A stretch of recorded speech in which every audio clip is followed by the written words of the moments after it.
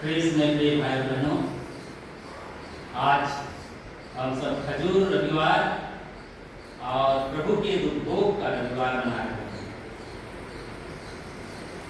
आज जुलूस से पहले हम लोगों ने जो पाठ सुना उसमें एक बछेड़ा का वर्णन किया गया है।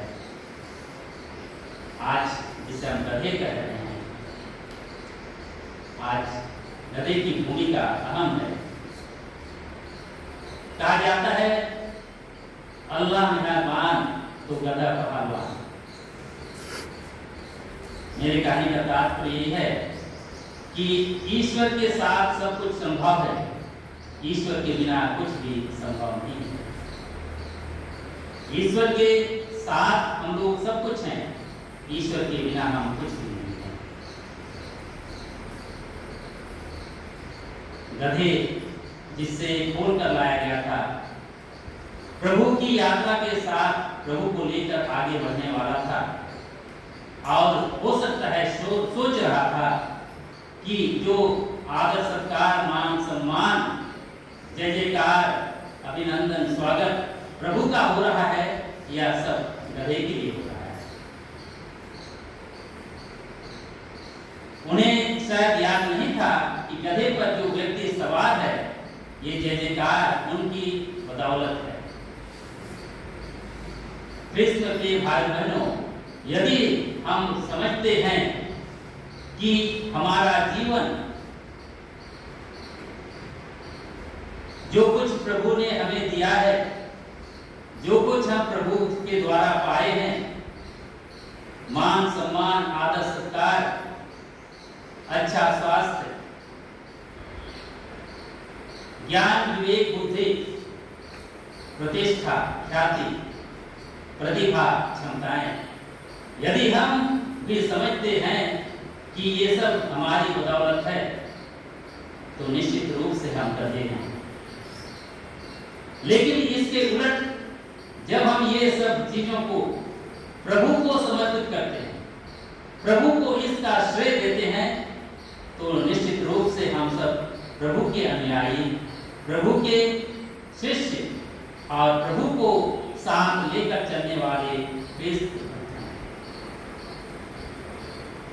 आज के दिन गधे को जो मान सम्मान आदर सत्कार मिला, प्रभु के कारण मिला, क्योंकि जब यात्रा समाप्त हो गई तो प्रभु ने उसे छोड़ दिया, तो वह ना तो धोबी का कुत्ता, ना घर का, ना घाट का रह गया। ठीक इसी तरह से हमारी यदि अहमियत है, यदि हमारा मान सम्मान है, यदि हमारी पहचान है, तो सिर्फ और सिर्फ प्रभु यीशु ख्रीस्त के कारण। दूसरे भाग में हम देखते हैं कि ये लोग जिन्हें प्रभु ने कहा कि उस बछड़े को लेकर आओ, वे वहां जाकर उससे खोल ले आते हैं। लेकिन इससे पहले जैसे प्रभु ने कहा था, प्रभु सब कुछ जानते हैं, सब कुछ देखते हैं। प्रभु ने कहा यदि कोई पूछे तो कहना प्रभु को इसकी जरूरत है। और तब यह सुनते ही वह मालिक उसे छोड़ देता है। गधा उनकी संपत्ति थी। आज प्रभु को हमारी जरूरत है। हम क्या प्रभु को देने के लिए तैयार हैं? प्रभु हमसे क्या चाहते हैं? क्या हम अपना समय देने के लिए तैयार हैं? क्या हम अपने दिल को देने के लिए तैयार हैं? अपने जीवन को समर्पित करने के लिए तैयार हैं? क्या हम प्रभु के साथ चलने के लिए तैयार हैं? प्रभु की सेवा करने के लिए तैयार हैं? प्रभु की स्तुति और महिमा गाने के लिए तैयार हैं? उन्हें धन्यवाद देने के लिए तैयार हैं? क्या हम प्रभु के साथ चलना, प्रभु का साथ देना, उनके साथ सहयोग करना तैयार हैं? दूसरी ओर हम देखते हैं प्रभु ने कहा उससे खोल कर ले आओ। वह बछड़ा बंधन में था।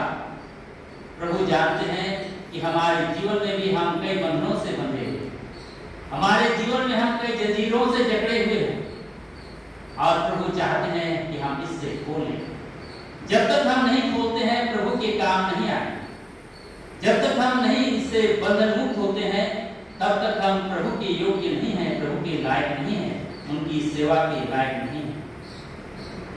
जब हमारे बंधन खुल जाएंगे, इन जंजीरों से हम मुक्त हो जाएंगे, तब जाकर हम प्रभु के लिए हम एक सहायक के रूप में उन्हें योगदान दे सकेंगे, उनका साथ दे सकेंगे। तब प्रभु हमारे साथ चलने के लिए तैयार होंगे, हम भी उस गधे के समान प्रभु के साथ चलेंगे। आज जब ये भीड़ यरूशलेम पहुंची, यरूशलेम में प्रवेश करती है, तो भीड़ होशाना का नारा लगाते हुए, चिल्लाते हुए, जय जयकार करते हुए वहां विजय प्रवेश करती है। और हम सुनते हैं कि लोगों ने कहा कि ये मंदिर का परिसर है, अपने लोगों से कहो ये चुप हो जाएं। और प्रभु ने कहा यदि ये चुप हो जाते हैं तो पत्थर भी ईश्वर की स्तुति करेंगे। भाई बहनों, कुत्ता अपने मालिक को जानता है, पहचानता है। जानवर अपने मालिक को समझता है, जानता है, पहचानता है। भेड़ अपने चरवाहे को पहचानता है। लेकिन आज हम देखते हैं इंसान ईश्वर को पहचानने के लिए तैयार नहीं है। और इसलिए प्रभु कहते हैं यदि ये चुप हो जाएंगे तो पत्थर भी ईश्वर की स्तुति करेंगे।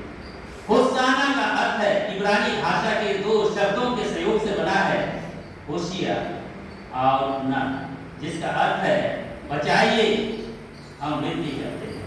यानी प्रभु हम विनती करते हैं, कृपया आकर हमें बचाइए। आज के विजय प्रवेश का मुख्य कारण क्या था? इसके दो कारण हैं।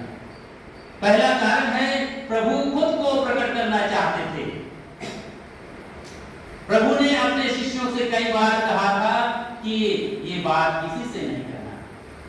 प्रभु ने जिन लोगों को चंगाई दी, शुद्ध किया, अद्भुत निकाला, उनसे कहा ये बात तुम किसी से नहीं करना। लेकिन आज समय है, ये अवसर है जब प्रभु को प्रकट करना है। और इसीलिए लोग जय जयकार के साथ उनकी घोषणा कर रहे हैं कि यही वही राजा है जो राजाओं का राजा, यही प्रभुओं का प्रभु है, यही मुक्तिदाता है, यही मसीह है जो आने वाला था। इस सच्चाई को कहना, इस सच्चाई की घोषणा करना आज जरूरी है। और इसीलिए प्रभु ने कहा यदि ये चुप रहेंगे तो पत्थर भी ईश्वर की स्तुति करेंगे। यानी आज वह समय है जो मसीह के सामने है, जो मसीह के लोग हैं, प्रभु की इबादत करें, प्रभु की आराधना और स्तुति करें, प्रभु को धन्यवाद दें, प्रभु का जय जयकार करें। यही प्रभु आज के दिन बता रहे हैं कि वह खुद को प्रकट करना चाहते थे कि वही ईश्वर का पुत्र, वही मसीह, वही मुक्तिदाता जिससे ईश्वर ने प्रतिज्ञा की थी, जिससे नबियों ने भविष्यवाणी की थी। और दूसरा कारण था, जैसे कि हम देखते हैं एक गधी के बछड़े को लेकर आने के लिए प्रभु कहते हैं। अरे ऊंट, घोड़ा, हाथी ये सब शक्तिशाली जानवर है, लेकिन उससे नहीं लाते हैं। क्यों? हम जानते हैं गधा एक सीधा साधा जानवर। ये विनम्रता, दीनता और शांति का प्रतीक है। लेकिन इतना ही नहीं, प्रभु इस बछेड़ी को लाने के लिए इसलिए कह रहे हैं कि नबियों ने जो भविष्यवाणी की थी वो पूरा हो जाए। नबी सफानिया का ग्रंथ अध्याय 3 14 से 19 में आप पढ़ेंगे, और इस तरह नबी ज़करिया के ग्रंथ अध्याय 9 से 10 में आप पढ़ेंगे, जिसका जिक्र आज के सुसमाचार में जिसे हम लोगों ने पढ़ा था, प्रवेश के समय कुछ अंश दिया गया है। धन्य वह राजा जो प्रभु के नाम पर आते हैं। इसके साथ ही साथ हम देखते हैं उसमें सियोन की पुत्री से कहो, देख तेरे राजा तेरे पास आते हैं, वह विनम्र है, वह गधे पर, बछड़े पर, लद्दू जानवर के बच्चे पर सवार है। यही नबी ज़करिया ने भविष्यवाणी की और यही भविष्यवाणी प्रभु यीशु के द्वारा पूरी होती है, और इसीलिए उन्होंने इस गधे का प्रयोग किया। भाई और बहनों, इस जुलूस के दौरान लोगों ने, भीड़ ने खुशी से जय जयकार के साथ डालियां बिछाई, कपड़े बिछाए और प्रभु का स्वागत किया, उनका अभिनंदन किया। आज प्रभु क्या चाहते हैं? क्या वे चाहते हैं कि हम डालियां बिछा दें? क्या प्रभु चाहते हैं कि हम नए नए कपड़े खरीद कर रास्ते पर, सड़क पर बिछा दें? क्या प्रभु चाहते हैं कि रेड कारपेट उनके लिए बिछा दिया जाए? शायद नहीं। प्रभु क्या चाहते हैं हमसे? आज प्रभु चाहते हैं कि हम अपने दिल को बिछाएं। प्रभु चाहते हैं अपने जीवन को बिछाएं। प्रभु चाहते हैं हमारे परिवार को बिछाएं। प्रभु चाहते हैं कि हम उनके लिए रास्ता बने, मार्ग बने। प्रभु हमारे जीवन में रहेंगे, हमारे दिल में रहेंगे और हमारे माध्यम से उनकी स्तुति होगी, उनकी महिमा होगी। प्रभु हमारे जीवन के माध्यम से खुद को प्रकट करेंगे। तो प्रिय भाई बहनों, आज के दिन प्रभु हमसे भी यही आह्वान कर रहे हैं कि हम अपने दिल को खोल कर बिछाएं, अपने जीवन को समर्पित कर बिछाएं, अपने परिवार को प्रभु के लिए समर्पित कर बिछाएं, ताकि प्रभु हमारे जीवन के माध्यम से अपनी महिमा प्रकट करें। हम अपने जीवन के माध्यम से प्रभु को प्रकट करें कि वही मुक्तिदाता है, वही मसीह है जो आने वाले हैं।